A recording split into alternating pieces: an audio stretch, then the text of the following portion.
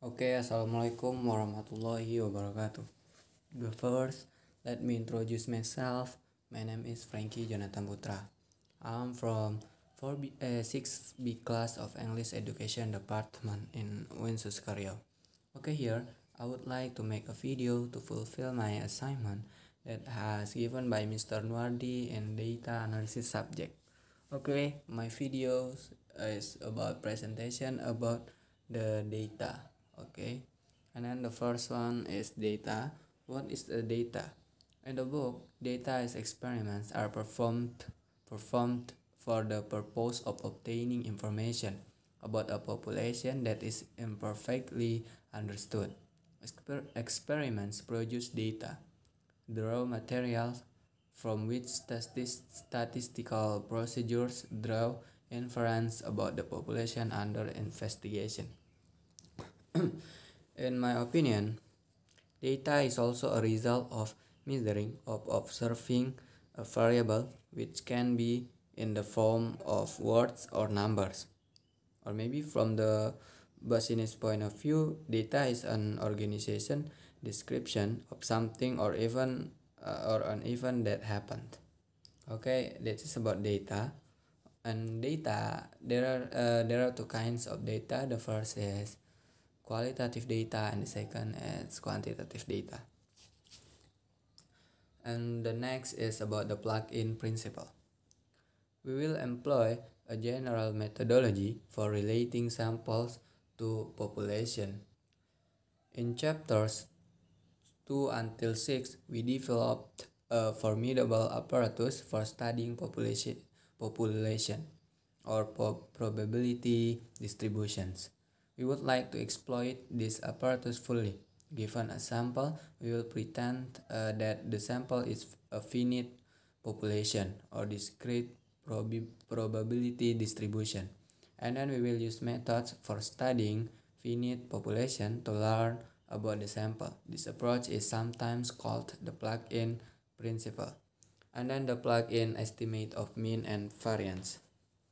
Here in the book, mean or arithmetic mean, or often referred to as the mean alone, is the method most widely used to describe the measure of central tendency. The mean is calculated by adding up all the observed data values, then dividing by the amount of data. This definition can be expressed by the following equation.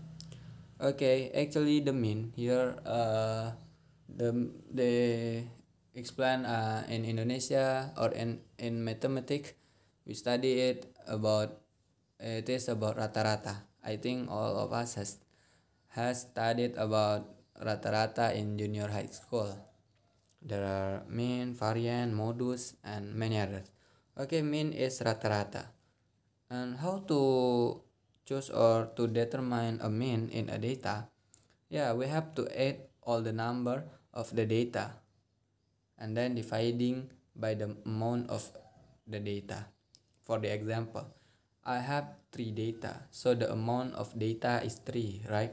The first data is 1, the second is 2, and then the third is 3. And then I must to adding up all the observed data values. 1 plus 2 is 3, and then 3 plus 3 is 6. And then I will divide by the amount of the data. 6 divide into 3 equal with 2. So the mean of my data is 2. And for the another example, how is about if I have 5 data? The first is 1, the second is 2, the third is 3, 4, and 5. Okay, there is 5 amount of the data. I must add all of my data, right? Okay, 1 plus 2 is 3, 3 plus 3 is 6, and then 6 plus 4 is 10, and 10 plus 5 is 15. And then 15 divide by the amount of data, dividing with 5, so it's the mean is 3. Okay, the mean of the data is 3, so it is mean, or we know that as rata-rata. And then the variance, okay, I'm sorry for my typing, it's use Indonesian language. Actually, variance, we know that as simpangan baku. In mathematics, we study it is about simpangan baku. And then the variance or simpangan baku in mathematics. Okay, for the variance or standard deviation and variance are variation of the distribution of data. And then more smaller the value of the distribution means that the variation in data values is same.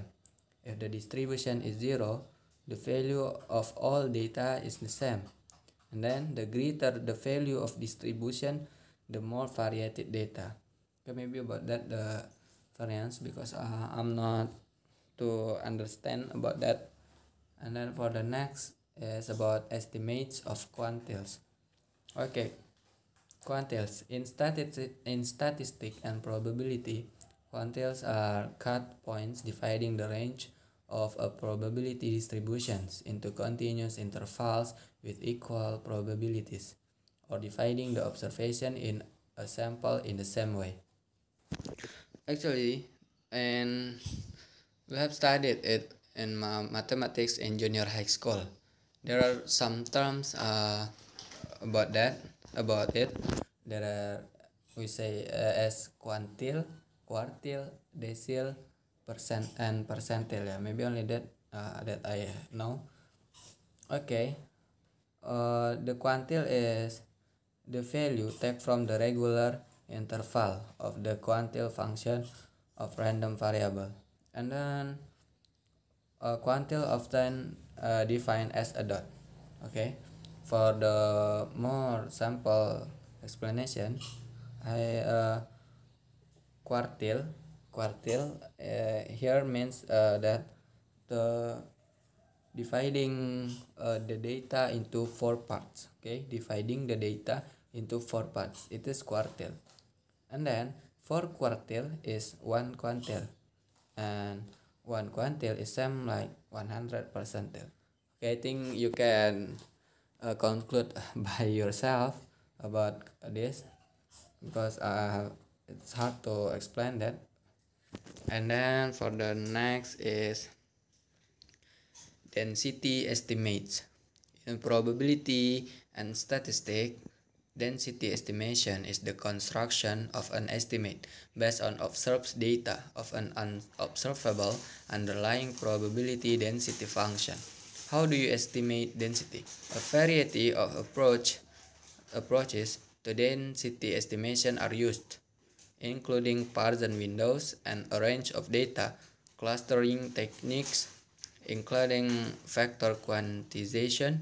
The most basic form of density estimation is a race called histogram. Maybe in statistics, kernel density estimation, or KDE, is a non-parametric way of estimating with the probability density of a random variable.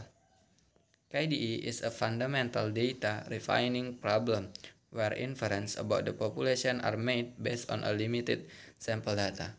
Okay, I think maybe only that about my presentation. Okay, I'm so sorry if I have mistakes, and I'm sorry if I cannot explain to you as good as possible. And okay, I hope all of us being good, and thank you for your attention. Assalamualaikum warahmatullahi wabarakatuh.